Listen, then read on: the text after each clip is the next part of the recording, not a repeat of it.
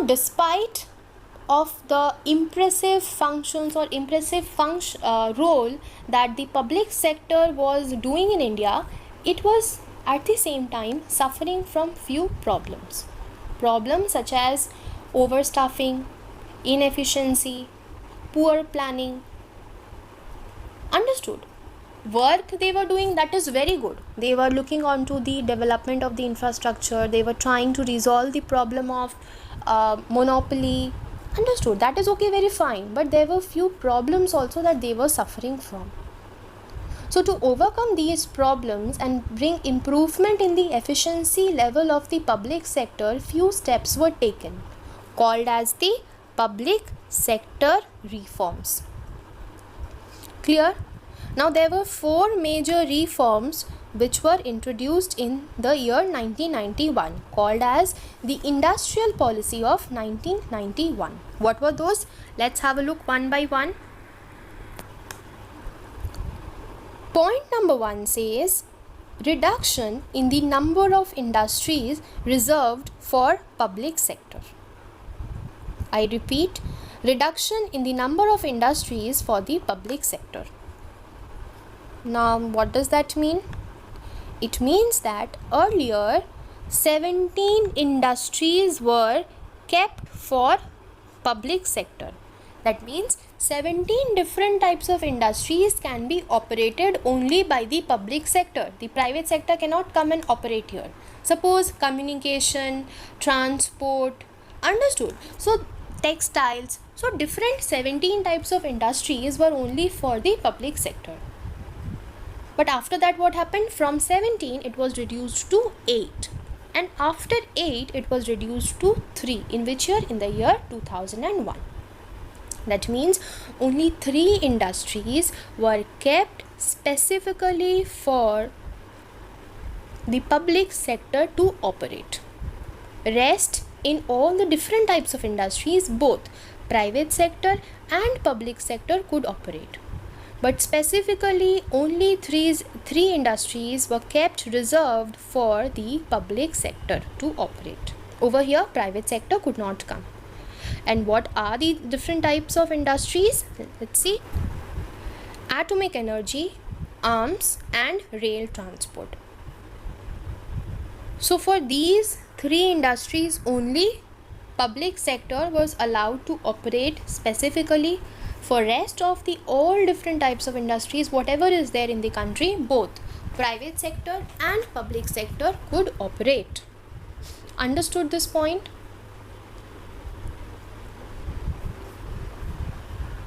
Point number 2 says Memorandum of Understanding. Now what is Memorandum of Understanding? Over here what happened? The public sector was given a lot of freedom. Freedom as in a lot of autonomy. They were given few targets, and in order to achieve those targets, you can say power or freedom was given to them. Well and good. But it is not that only the target and power was given. At the same time, they were even accountable for the specified results. That means at the end of the day or the end of the period, they were even asked that how much have you proceeded in the target that was provided to you. Understood? So that was a memorandum of understanding. Understanding as in the government gave it a few target that this is a target that you have to achieve. Now for achieving this target, I am giving you few autonomy or few powers that you can utilize. But do not take this as a disadvantage, because if target is given to you, we are giving to you some powers also. Utilize both of them and do your work. But what are you supposed to do? You are supposed to be answerable to me. Means when I will ask for the report that what are your proceedings, how much have you done with your work, you are accountable to me. You have to give me an answer. Understood this? So this way, one memorandum of understanding was formed between the government and the public sector. Okay. Point number 3 says disinvestment. Now what is disinvestment? Disinvestment is actually selling off the shares of public enterprises.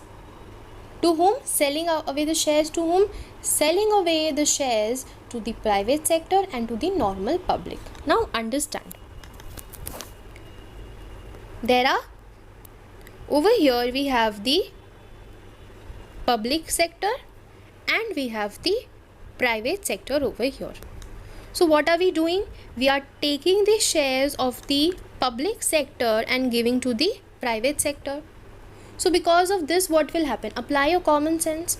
The power of the public sector will go down and the power of the private sector will increase.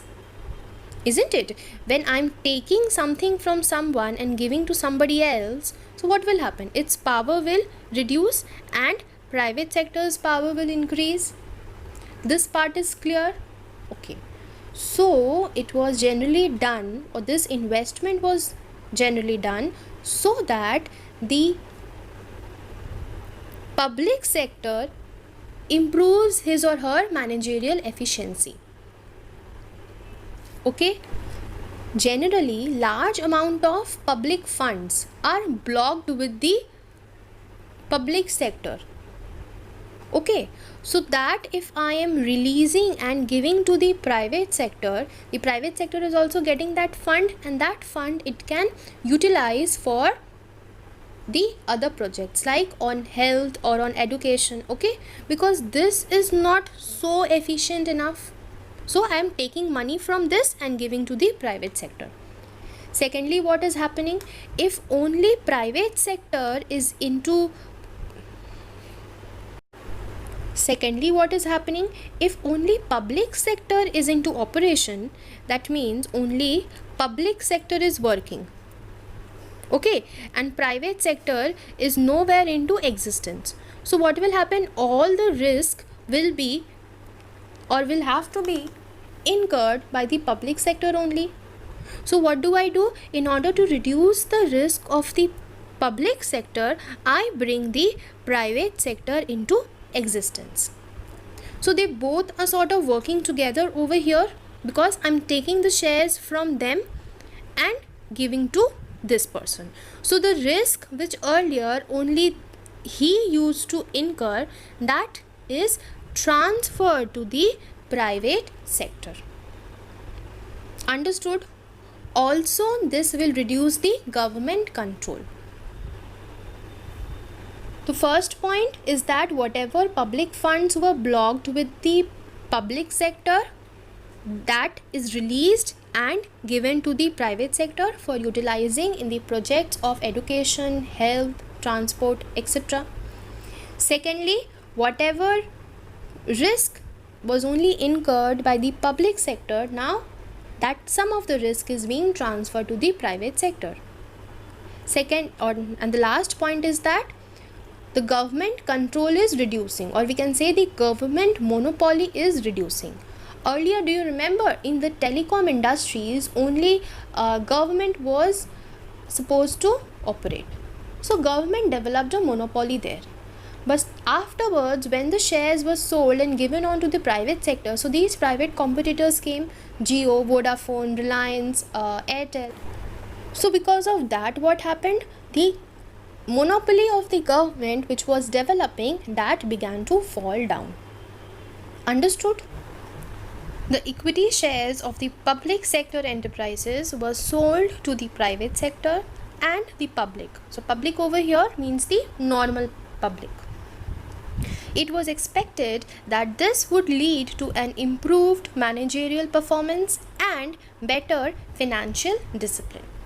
Okay, so taking this assumption into consideration, this investment was done. Clear? And the last type of reform that was done, that was actually restructuring and revival. Now what was done in restructuring and revival is that the sick units means the units which were unable to make the profits. So those units were handed over to BIFR. Now what is BIFR?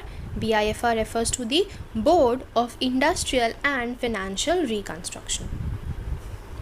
So I repeat the overall procedure. Whatever be the loss making units, or if we call them the sick units, those sick units were referred, or you can say handed over to the BIFR. Now BIFR had a very important work over here. BIFR had to decide whether to keep those sick units or to shut them. Now how it would decide? Firstly, it would check as in whatever be the sick units available to it, it would see whether it is capable enough to be restructured or not. If it was able to be restructured, then well and good, it would understand that okay, there is a scope to convert them into healthy units, something can be done, okay. But at all, if the BIFR found that there is no scope of reviving the sick units, then what it had to do? It had to shut down these loss making units. So that is all for today. We'll meet you in the next video. Thank you.